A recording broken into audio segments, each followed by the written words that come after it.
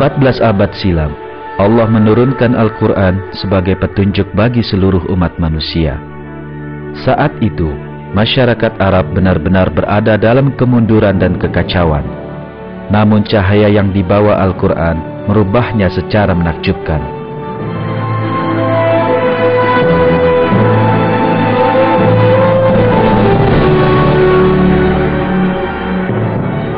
Sebelum Islam, Arab adalah bangsa biadab yang menyembah berhala hasil karya mereka sendiri, yang meyakini peperangan dan pertumpahan darah sebagai sesuatu yang luhur dan bahkan tega membunuh anak mereka sendiri.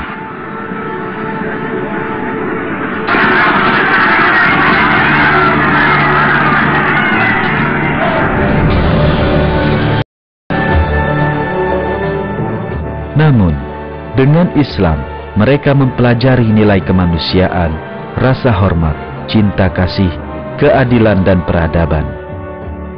Tidak hanya bangsa Arab, tapi semua masyarakat yang menerima Islam keluar dari gelapnya zaman jahiliyah dan tersinari oleh hikmah ilahiyah dari Al-Quran. Di antara hikmah yang diajarkan Al-Quran kepada manusia adalah pola pikir ilmiah.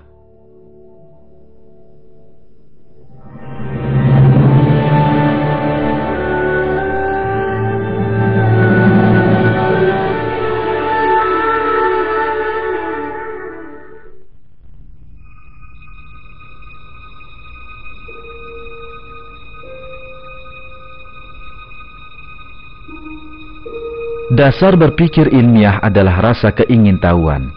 Disebabkan manusia bertanya-tanya bagaimana jagat raya dan alam kehidupan bekerja, mereka meneliti dan menjadi tertarik pada ilmu pengetahuan. Namun kebanyakan orang tak memiliki rasa ingin tahu ini. Bagi mereka, yang penting bukanlah rahasia alam semesta dan kehidupan, akan tetapi keuntungan dan kenikmatan dunia mereka yang sedikit.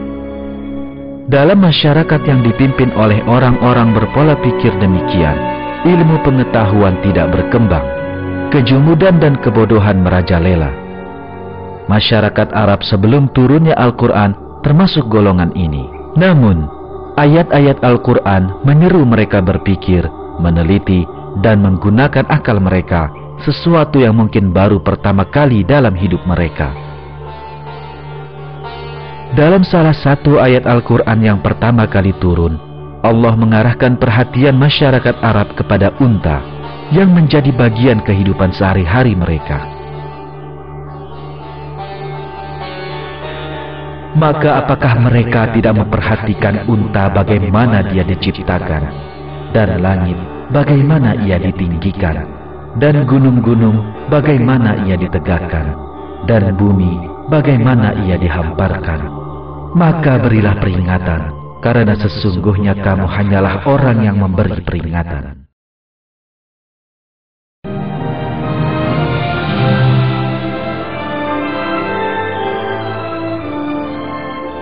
Di banyak ayat Al-Quran lainnya, manusia diseru untuk mengkaji alam dan belajar darinya, sebab manusia dapat mengenal Allah hanya dengan meneliti ciptaannya.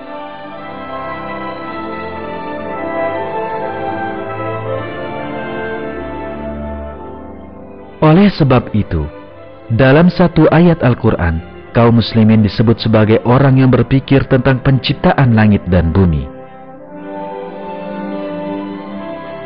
yaitu orang-orang yang mengingat Allah sambil berdiri atau duduk atau dalam keadaan berbaring, dan mereka memikirkan tentang penciptaan langit dan bumi seraya berkata, "Ya Tuhan kami, tiadalah Engkau menciptakan ini dengan sia-sia.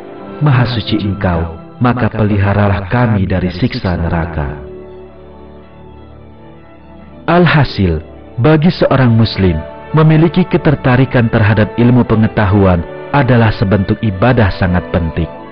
Di banyak ayat Al-Quran, Allah menyeru kaum muslimin untuk meneliti langit, bumi, makhluk hidup, atau keberadaan diri mereka sendiri dan memikirkannya.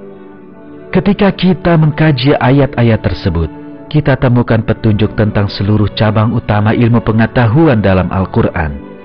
Misalnya, dalam Al-Quran, Allah menganjurkan mempelajari ilmu astronomi sebagaimana berikut. Yang telah menciptakan 7 langit berlapis-lapis. Kamu sekali-kali tidak melihat pada ciptaan Tuhan yang Maha Pemurah sesuatu yang tidak seimbang. Maka lihatlah berulang-ulang. Adakah kamu lihat sesuatu yang tidak seimbang? Di ayat Al-Quran lainnya, Allah menyeru pengkajian terhadap astronomi dan susunan bumi, dengan kata lain ilmu geologi, sebagaimana berikut.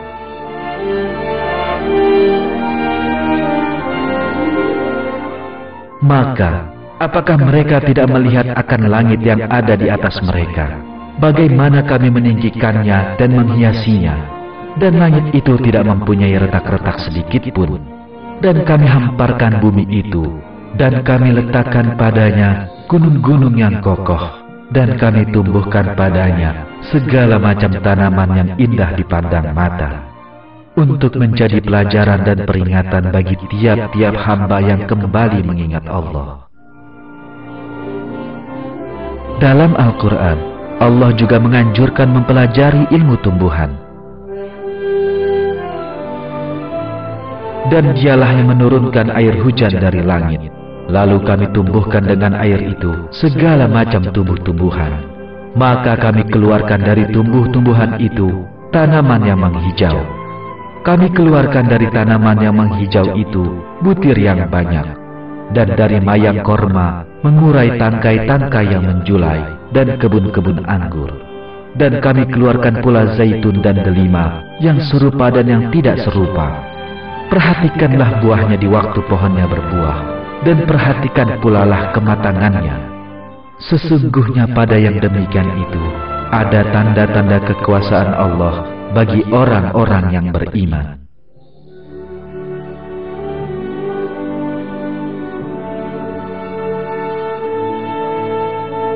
Dalam satu ayat Al-Quran lain, Allah mengarahkan perhatian kita pada ilmu hewan.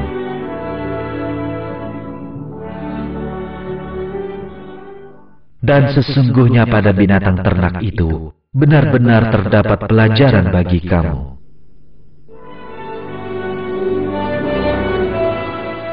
Di bawah ini, sebuah ayat Al-Quran tentang ilmu arkeologi dan antropologi. Dan apakah mereka tidak mengadakan perjalanan di muka bumi dan memperhatikan bagaimana akibat yang diderita oleh orang-orang sebelum mereka? Dalam ayat Al-Quran lainnya, Allah mengalihkan perhatian manusia pada tanda-tanda kekuasaan Allah pada tubuh dan ruhnya sendiri. Dan di bumi itu terdapat tanda-tanda kekuasaan Allah bagi orang-orang yang yakin, dan juga pada dirimu sendiri. Maka, apakah kamu tidak memperhatikan?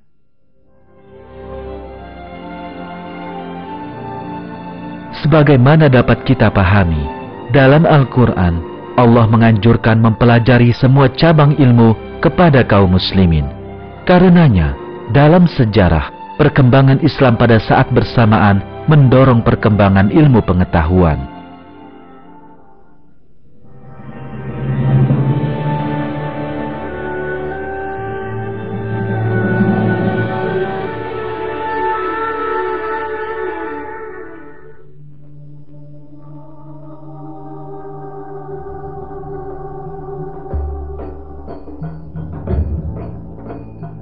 Ketika Nabi Muhammad SAW mulai mendakwahkan Islam, Arab adalah sebuah masyarakat jahiliyah dan kabilah-kabilah penganut tahayul.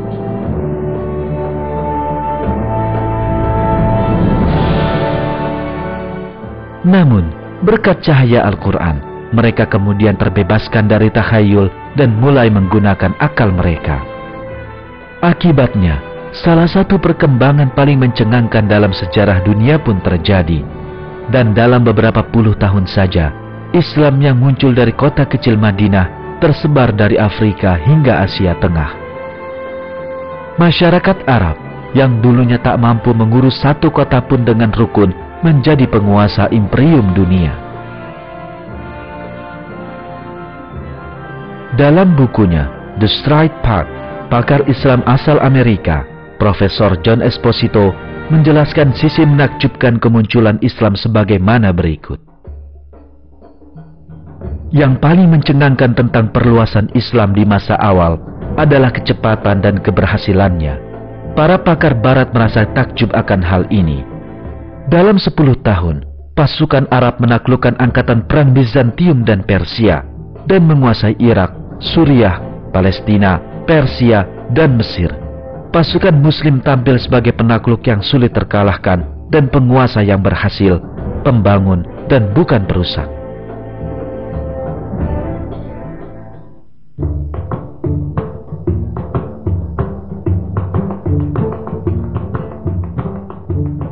Ketika beragam bangsa, termasuk Turki, menerima Islam atas kehendak mereka sendiri, Imperium Islam tumbuh semakin besar dan menjadi kekuatan terbesar di dunia pada masanya.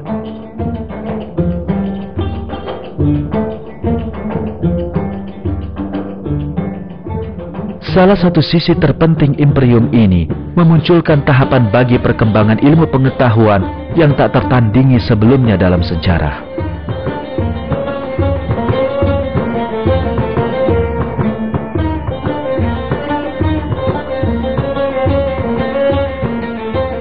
Di masa ketika Eropa tengah mengalami masa kegelapan, dunia Islam telah membangun warisan terbesar ilmu pengetahuan yang pernah disaksikan sejarah hingga saat itu. Ilmu kedokteran, matematika, geometri, astronomi, dan bahkan sosiologi dikembangkan secara sistematis untuk kali pertama. Sejumlah pengulas berusaha mengaitkan perkembangan ilmu pengetahuan Islam ini dengan pengaruh Yunani kuno. Namun, sumber sesungguhnya ilmu pengetahuan Islam adalah penelitian dan pengamatan para ilmuwan Muslim. Dalam bukunya The Middle East, Profesor Bernard Lewis, pakar sejarah Timur Tengah, menjelaskannya sebagaimana berikut. Pencapaian ilmu pengetahuan Islam abad pertengahan tidaklah terbatas pada pelestarian warisan keilmuan Yunani, bukan pula penggabungan unsur-unsur warisan budaya Timur yang lebih tua dan lebih jauh kepada bangunan ilmu pengetahuan tersebut. Warisan ini yang dilimpahkan para ilmuwan Islam abad pertengahan kepada dunia modern sungguh sangat diperkaya oleh daya upaya dan sumbangsih mereka sendiri. Ilmu pengetahuan Yunani secara keseluruhan lebih cenderung bersifat teoritis. Ilmu pengetahuan Timur Tengah abad pertengahan lebih banyak bersifat praktis dan dalam bidang-bidang seperti kedokteran, kimia, astronomi, dan agronomi. Warisan masa lalu tersebut diperjelas dan diperkaya dengan penelitian dan pengamatan para ilmuwan Timur Tengah abad pertengahan.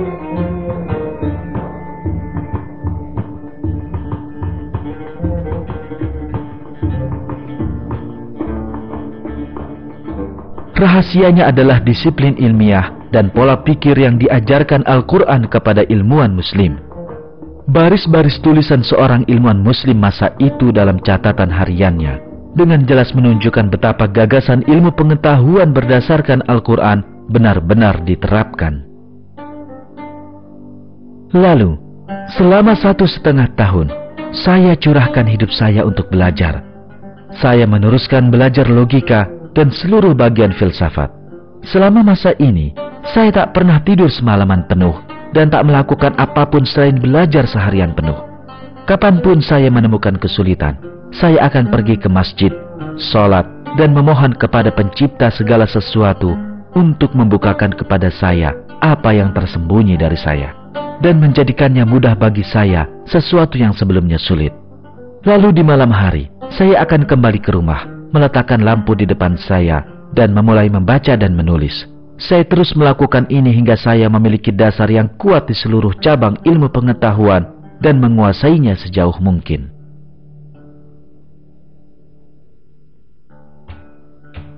Andalusia, tempat kebanyakan ilmuwan Muslim lahir dan dibesarkan, menjadi pusat utama kemajuan dan perkembangan, khususnya di bidang kedokteran. Para dokter Muslim terlatih di berbagai bidang seperti farmakologi, ilmu bedah, oftalmologi, ginekologi, fisiologi, bakteriologi, dan ilmu kesehatan. Mereka juga membuat sejumlah penemuan penting yang meletakkan landasan bagi ilmu pengetahuan modern. Inilah sebagian dari mereka.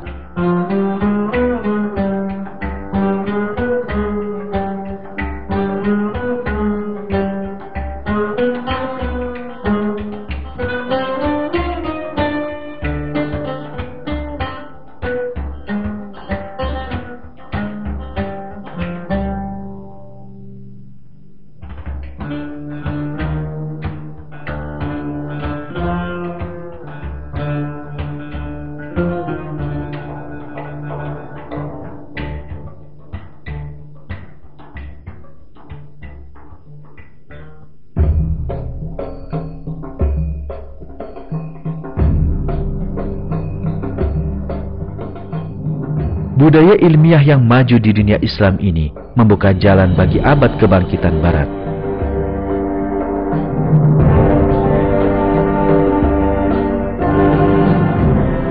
Para ilmuwan Muslim bertindak atas pemahaman bahwa penelitian mereka terhadap ciptaan Allah adalah jalan yang dengannya mereka dapat mengenal Allah. Dengan berpindahnya cara berpikir ini ke dunia Barat, kemajuan Barat pun dimulai.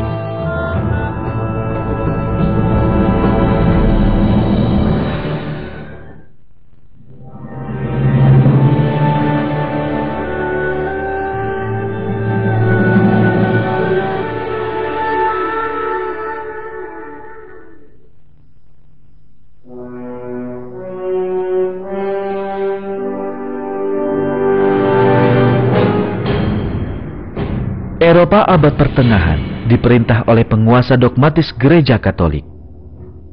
Gereja melarang kebebasan berpikir dan menindas para ilmuwan. Orang-orang dapat diadili hanya karena menganut keyakinan atau gagasan berbeda.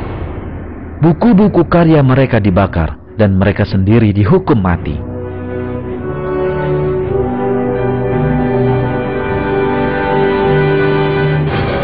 Pengekangan terhadap kegiatan penelitian di abad pertengahan seringkali disinggung dalam buku-buku sejarah. Namun sebagian menafsirkan keadaan tersebut secara keliru dan menyatakan bahwa para ilmuwan yang berselisih dengan gereja adalah menentang agama. Namun, yang sesungguhnya terjadi justru sebaliknya. Para ilmuwan yang menentang fanatisme gereja adalah kaum beriman yang taat beragama. Mereka tidak menentang agama, akan tetapi menentang dogma gereja. Misalnya, ahli astronomi terkenal, Galileo, yang hendak dihukum pihak gereja karena pernyataannya bahwa bumi berputar pada porosnya. Ia mengatakan, "Saya haturkan rasa syukur tak terkira kepada Tuhan yang begitu baiknya telah memilih saya sendiri sebagai yang pertama menyaksikan pemandangan menakjubkan yang selama ini tersembunyi dalam kegelapan selama berabad-abad yang lalu." Para ilmuwan lain yang membangun ilmu pengetahuan modern, semuanya orang yang taat beragama.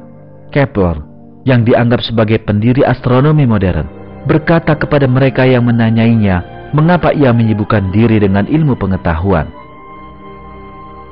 "Saya memiliki niat menjadi seorang ahli teologi, namun dengan pekerjaan saya ini, kini saya menyaksikan bagaimana Tuhan juga diagungkan dalam astronomi, sebab langit menyatakan keagungan Tuhan." Newton, salah seorang ilmuwan terbesar dalam sejarah, menjelaskan alasan yang mendasari kegigihannya dalam kegiatan ilmiah dengan mengatakan, "Dia Tuhan adalah kekal dan tak terbatas, maha kuasa dan maha mengetahui. Dengan kata lain, masa keberadaannya dari kekalan hingga kekekalan, keberadaannya dari ketakberhinggaan hingga ketakberhinggaan.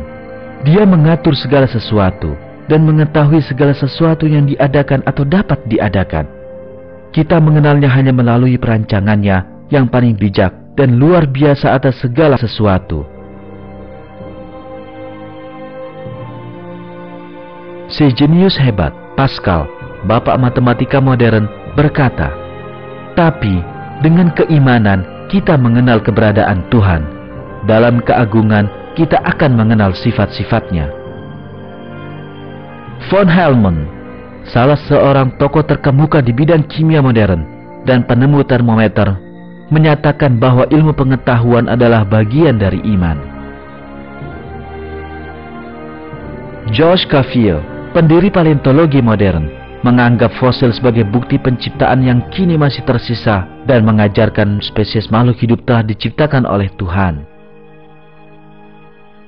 Carl Linnaeus, yang pertama kali menyusun klasifikasi ilmiah, meyakini penciptaan dan menyatakan bahwa keteraturan di alam merupakan suatu bukti penting keberadaan Tuhan.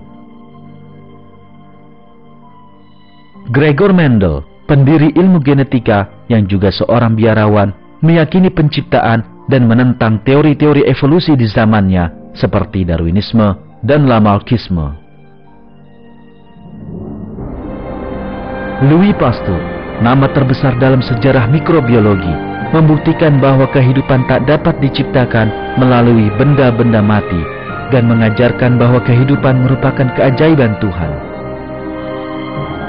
Fisikawan Jerman terkenal, Max Planck, mengatakan bahwa pencipta jagat raya adalah Tuhan dan menegaskan bahwa keimanan adalah sifat wajib bagi para ilmuwan.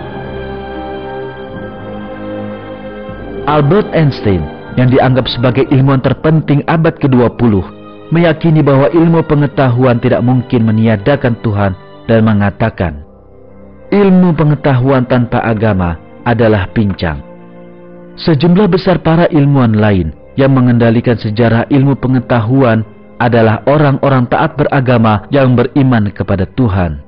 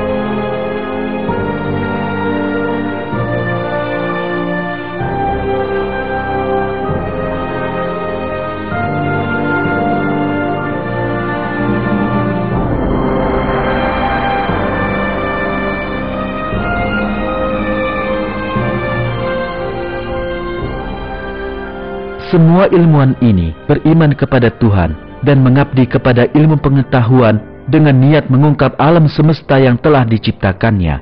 Sebagaimana Allah perintahkan dalam Al-Quran, mereka memikirkan tentang penciptaan langit dan bumi dan meneliti dengan kesadaran adanya Allah. Lahirnya ilmu pengetahuan beserta perkembangannya adalah hasil dari pemahaman ini.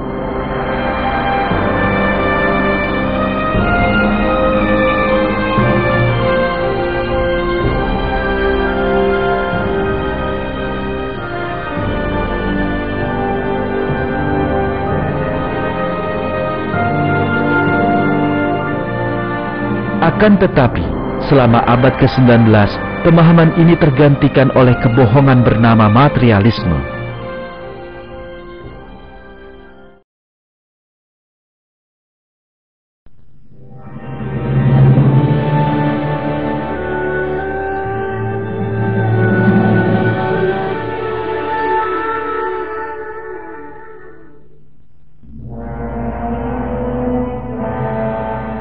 Abad ke-19 adalah masa yang menyaksikan kekeliruan terbesar dalam sejarah umat manusia.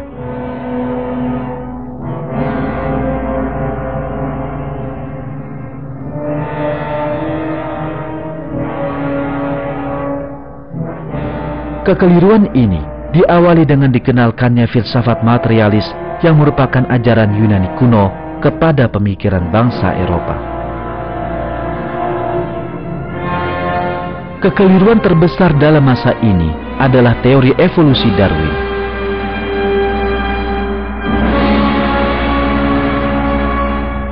Sebelum kelahiran Darwinisme, biologi diterima sebagai satu cabang ilmu pengetahuan yang memberikan bukti keberadaan Tuhan. Dalam bukunya, Natural Theology, biologiwan terkenal William Perry menyatakan bahwa sedemikian hingga setiap jam menunjukkan keberadaan pembuat jam, rancangan di alam membuktikan keberadaan Tuhan.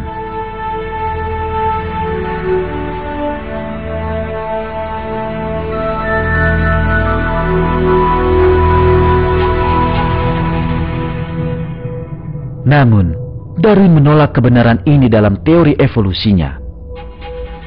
Dengan memutarbalikkan kebenaran agar sesuai dengan filsafat materialisme, ia menyatakan seluruh makhluk hidup muncul akibat ketidaksengajaan. Dengan demikian, ia memunculkan pemisahan semu antara agama dan ilmu pengetahuan. Dalam buku mereka, The Messianic Legacy, para peneliti Inggris Michael Bajon, Richard Leach, dan Henry Lincoln berkata tentang hal ini sebagai berikut. Bagi Isaac Newton, 1,5 abad sebelum Darwin, ilmu pengetahuan tidaklah terpisah dari agama, bahkan sebaliknya menjadi bagian dari agama, dan pada akhirnya melayaninya. Tapi ilmu pengetahuan masa Darwin menjadi persis sedemikian itu, yakni memisahkan dirinya sendiri dari kerangka tempat dulunya ia berada, dan mengukuhkan dirinya sendiri sebagai pesaing mutlak, sebagai pemberi penjelasan tandingan. Alhasil, agama dan ilmu pengetahuan tak lagi bekerja seiring, tapi berdiri saling berhadap-hadapan, dan umat manusia semakin dipaksa untuk memilih di antara keduanya. Tidak hanya biologi, cabang-cabang ilmu pengetahuan seperti psikologi dan sosiologi pun dipaksakan agar sesuai dengan filsafat materialis.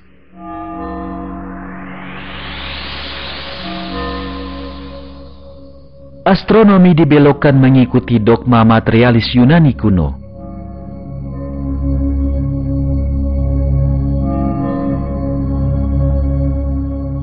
Tujuan baru ilmu pengetahuan adalah untuk mengukuhkan kebenaran filsafat materialis.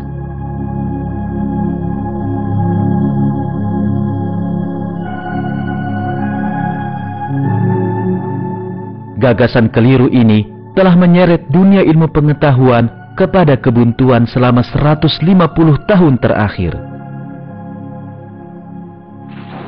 Puluhan ribu ilmuwan dari berbagai cabang ilmu bekerja dengan berpengharapan akan mampu membuktikan Darwinisme atau teori-teori materialis lainnya. Namun mereka kecewa.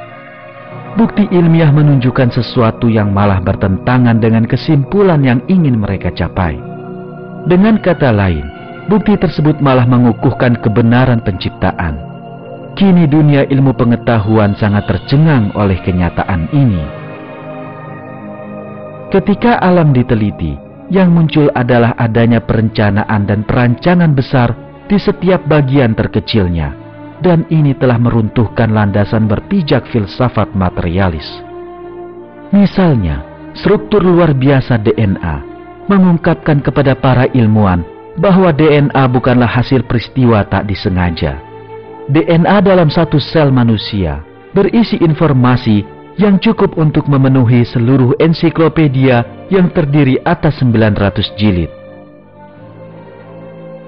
James Niels, seorang ilmuwan dari perusahaan Celera yang menangani Human Genome Project atau proyek genom manusia, menyatakan berikut ini. Apa yang sungguh mengejutkan saya adalah arsitektur kehidupan. Sistemnya sungguh luar biasa kompleks, seolah ini telah dirancang. Terdapat kecerdasan maha hebat di sana. Keterkejutan ini mengguncang seluruh dunia ilmu pengetahuan. Para ilmuwan memandang dengan takjub ketidakabsahan filsafat materialis dan Darwinisme yang dulunya diajarkan kepada mereka sebagai kebenaran, dan sebagian mereka menyatakannya secara terbuka. Dalam bukunya, Darwin's Black Box, salah seorang dari tokoh ini, Profesor Biokimia asal Amerika, Michael Behe, menjelaskan keadaan dunia ilmu pengetahuan sebagaimana berikut. Selama 40 tahun terakhir, biokimia modern telah menyingkap rahasia sel. Kemajuan ini dicapai dengan susah payah.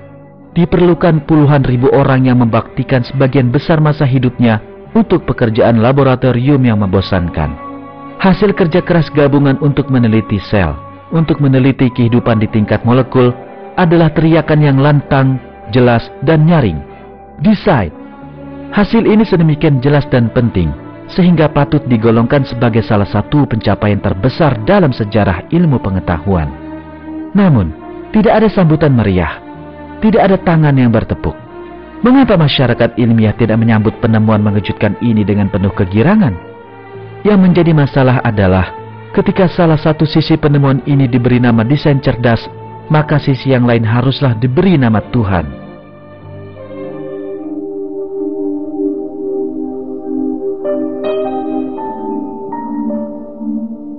Hal yang sama terjadi di bidang astronomi.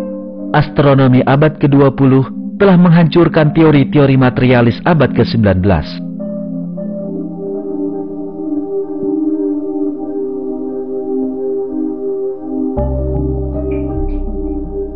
Pertama-tama, dengan dibuktikannya Big Bang, terungkap bahwa jagat raya memiliki awal, yakni saat penciptaan. Sejak itu, disadari bahwa di jagat raya terdapat keseimbangan yang luar biasa cermat dan peka yang melindungi kehidupan manusia. Karena alasan ini, di dunia fisika dan astronomi, ateisme mengalami kemunduran pesat. Sebagaimana fisikawan Amerika, Robert Griffiths, yang berkata sambil bergurau, "Jika kami memerlukan seorang ateis untuk berdebat, saya akan pergi ke jurusan filsafat. Jurusan fisika tidak begitu ada gunanya." Singkatnya, di masa kita, filsafat materialis sedang mengalami keruntuhan. Ilmu pengetahuan menemukan kembali fakta-fakta sangat penting dan pasti yang diingkari filsafat materialis. Dan dengan demikian, konsep ilmu pengetahuan yang baru tengah dilahirkan. Teori intelligent design atau perancangan cerdas yang mengalami kemajuan pesat di Amerika Serikat selama 10 tahun terakhir adalah di barisan terdepan dari konsep ilmu pengetahuan yang baru ini. Mereka yang menerima teori ini mengatakan bahwa Darwinisme adalah kekeliruan terbesar dalam sejarah ilmu pengetahuan, dan bahwa terdapat perancangan cerdas di alam yang membuktikan adanya penciptaan.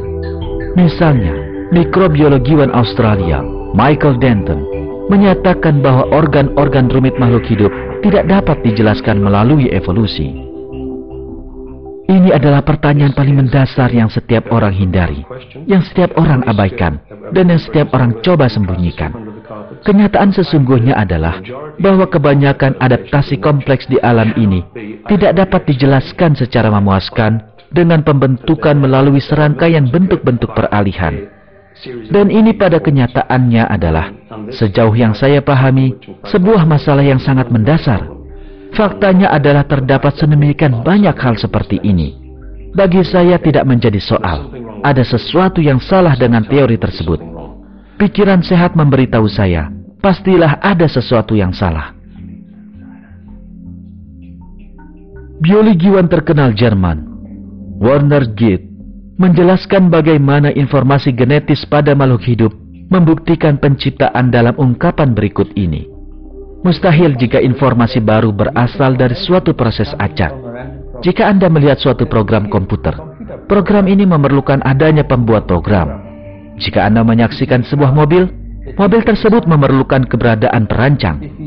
Jika Anda melihat informasi biologis di dalam sel, maka Anda wajib berkata, dan ini sebuah kesimpulan yang benar, bahwa informasi ini memerlukan pencipta yang telah menciptakan program berupa gen-gen untuk membuat protein-protein untuk menciptakan organ-organ.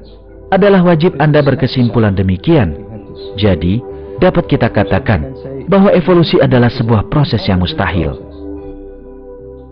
Profesor biokimia Amerika, Michael Behe, menjelaskan mengapa keberadaan pencipta adalah sebuah fakta ilmiah. Saya pikir kesimpulan tentang adanya perancangan adalah sesuatu yang ilmiah, yang empiris, benar-benar didasarkan pada sistem yang teramati. Jagat raya dan kehidupan dikehendaki ada. Ini semua adalah hasil kerja cerdas. Dan saya ingin mengatakan bahwa gagasan ini datang dari ilmu pengetahuan yang telah berkembang. Ini bukanlah dari apa yang tidak kita ketahui. Sebaliknya, ini berasal dari apa yang telah kita pelajari selama lebih dari 50 tahun lalu. Filsuf Amerika, Philip Johnson, merangkum kesimpulan yang dicapai ilmu pengetahuan sebagaimana berikut. Kita ada di sini sebagai hasil karya pencipta cerdas yang memunculkan keberadaan kita untuk sebuah tujuan. Keberadaan kita dan apa yang ada di atas makhluk hidup lainnya adalah hasil kerja sengaja yang memiliki tujuan dari Sang Pencipta.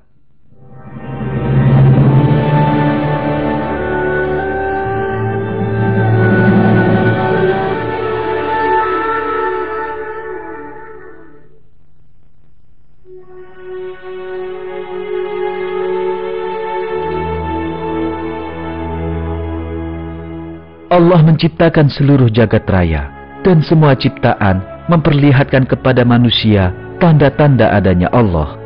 Ilmu pengetahuan adalah sarana menyelidiki apa yang telah diciptakan Allah. Jadi, perselisihan antara agama dan ilmu pengetahuan adalah sesuatu yang mustahil.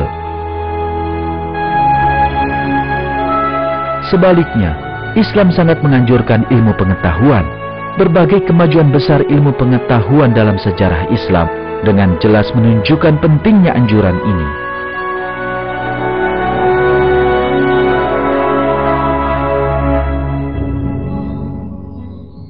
Kini, teori-teori abad ke-19 yang berupaya mencampur adukan ilmu pengetahuan dengan filsafat materialis telah kehilangan keabsahannya. Umat manusia sebentar lagi akan memahami dengan jelas bahwa Allah telah menciptakan jagat raya dan seluruh makhluk hidup. Ilmu pengetahuan membuktikan penciptaan ini, dan Al-Quran yang memberitakan kebenaran ini 14 abad silam membuka jalan bagi ilmu pengetahuan.